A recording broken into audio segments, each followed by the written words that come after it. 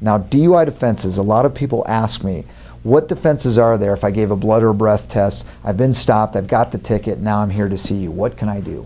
Well, the defenses are numerous and they're diverse. First, there's no actual physical control.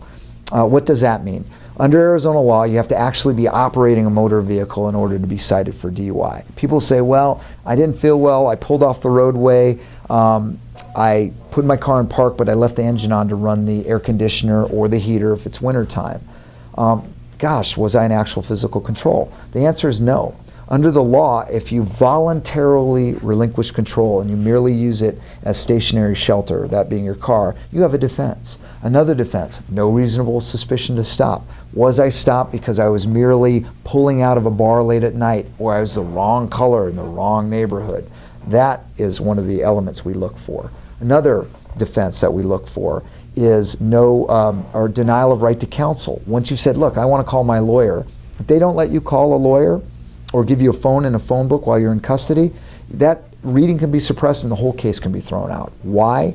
Because we would have told you, hey, get an independent blood test. But your body has burned off that evidence by the time you see us. We can never regain that opportunity. And that's why if there's denial of right to counsel, that's an issue. No private phone call. You do call a lawyer and we say, hey, ask the officer for a private phone call. Officer, can you leave the room? No, I can't leave the room because the machine is next to you. It's our policy. We don't let you alone with the breath testing device.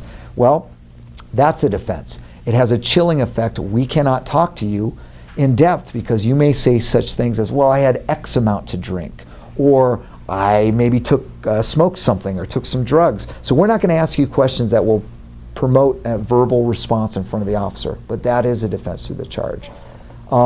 Breath testing flaws. Machines break all the time. We get the standard quality assurance procedure, the 31-day records, the 90-day records, and we will comb through those records. Blood testing devices, same thing. Fermentation within the blood creates alcohol. That's a defense. They call those microbials. We also look for coagulants. If the anticoagulant powder in the bottom of the vial didn't work and there's a blood clot, believe it or not, the solid does not contain alcohol, and it raises the alcohol reading in the rest of the blood that's left in the vial. That's the defense. We will actually go out and look at the vial and hire an expert who will retest that blood. Some of the other oddball defenses, as we call them, come down to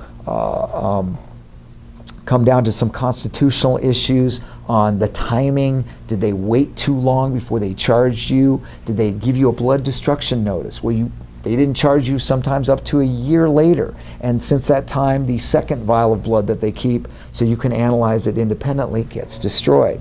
So there are many, many, many defenses to a DUI. They can be beat. We routinely beat them. And that's why you need to give us a call so we can help you out on these.